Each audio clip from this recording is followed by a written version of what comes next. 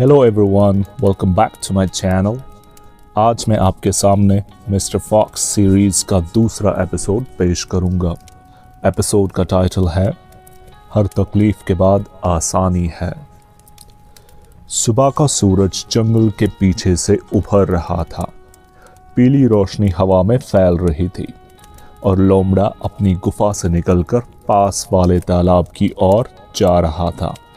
उसके हाथ में वो उस्तरा था, बिल्कुल नया, चमकता हुआ जैसे एक टूटा हुआ सितारा। लोमड़े को महसूस हो रहा था कि अब वो अकेला नहीं है। अब उसने एक ऐसी चीज को पा लिया है जो उसके खोए हुए संसार की खाली जगह भर सकती है।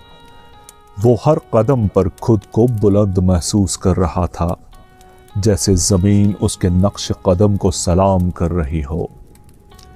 जंगल की खुशबू, पत्तों की सरसराहट और हवा की ठंडक, सब कुछ उसे बेहद सुकून दे रहा था।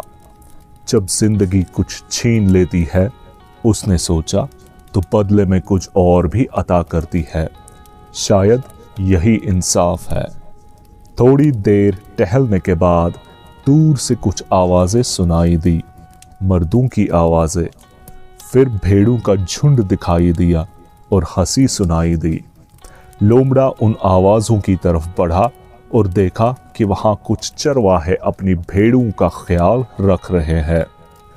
वो भेड़ों का ऊन पत्थर के तेज टुकड़े से काट रहे थे।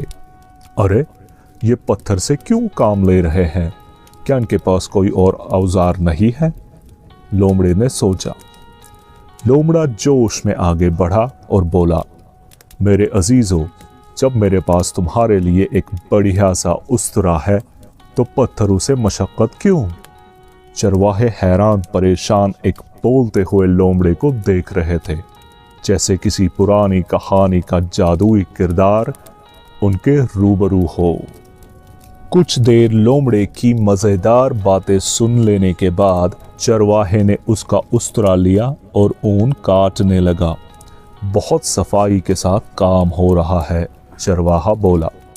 हर मुश्किल के बाद आसानी है, लोमड़े ने जवाब दिया।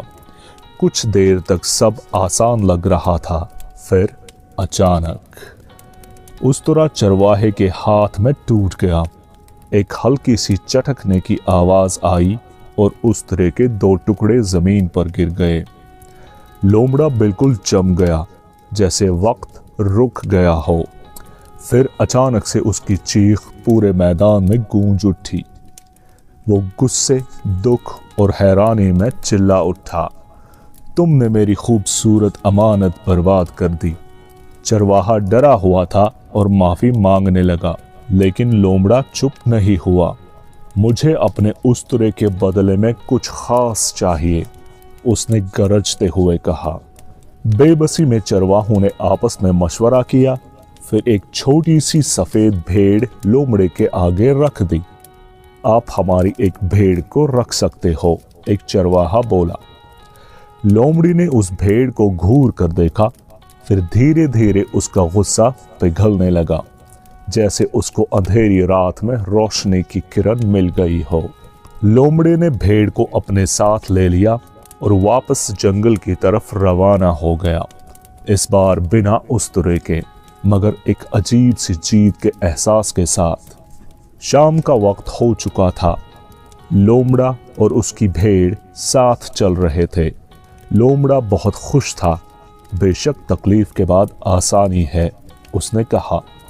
फिर वो और उसकी भेड़ तालाब के पास आराम से लेट गए और लोमड़े ने धीमी आवाज में कहा, शायद किस्मत यही है।